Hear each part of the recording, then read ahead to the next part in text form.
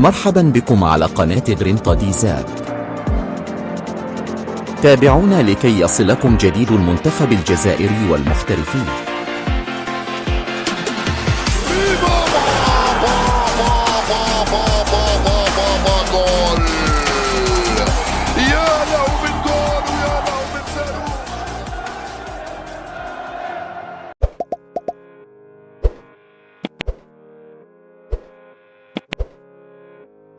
منح الجزائري إسماعيل بن ناصر لاعب خط وسط ميلان الإيطالي فريقه فرصة التقدم على لاتسيو بالهدف الأول خلال المواجهة التي تجمع الفريقين في الوقت الراهن لحساب الأسبوع 34 من الدوري الإيطالي.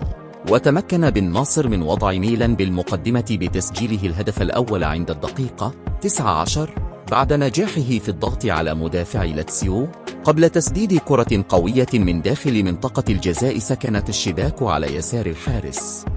ويعد هدف بن ناصر في شباك لاتسيو ثاني أهداف اللاعب الجزائري في الدوري الإيطالي هذا الموسم، حيث سبق له تسجيل هدفه الأول في شباك أتلانتا بالأسبوع الثاني من المسابقة.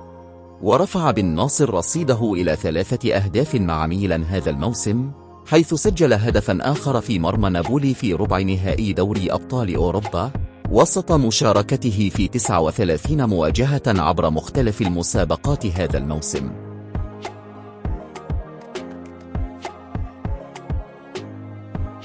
بدأ الدولي الجزائري رياض محرز أساسيا منذ الدقيقة الأولى في لقاء فريقه مانشستر سيتي أمام ليدز يونايتد مساء اليوم السبت لحساب المرحلة 35 من الدوري الإنجليزي الممتاز للموسم الحالي.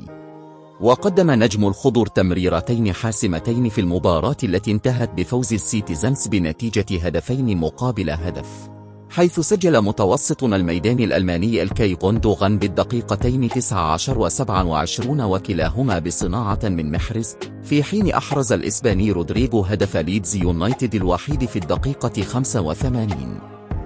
ومنح موقع سكورد الشهير تنقيط 8.1 لرياض محرز استنادا إلى ما قدمه أمام ليدز يونايتد، وهو ثاني أفضل تقييم في المباراة عموما بعد زميله الألماني غوندوغان الذي سجل هدفين.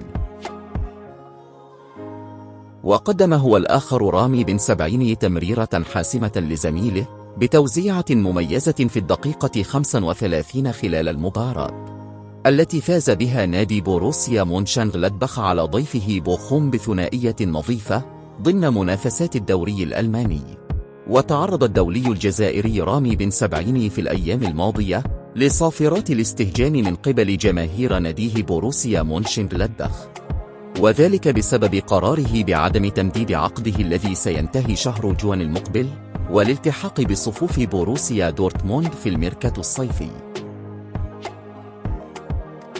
شارك اللاعب الدولي الجزائري بدر الدين بوعناني أساسيا خلال مباراة فريقه نيس مامرين في الدوري الفرنسي. وقدم بوعناني مستوى جيد في المباراة، كما قدم الدولي الجزائري تمريرة حاسمة في المباراة التي انتهت بفوز فريقه بنتيجة 2-1. وبعد المباراة منح موقع هوسكورد تنقيط 7.5 لبوعناني بعد مستواه الجيد في مباراة اليوم.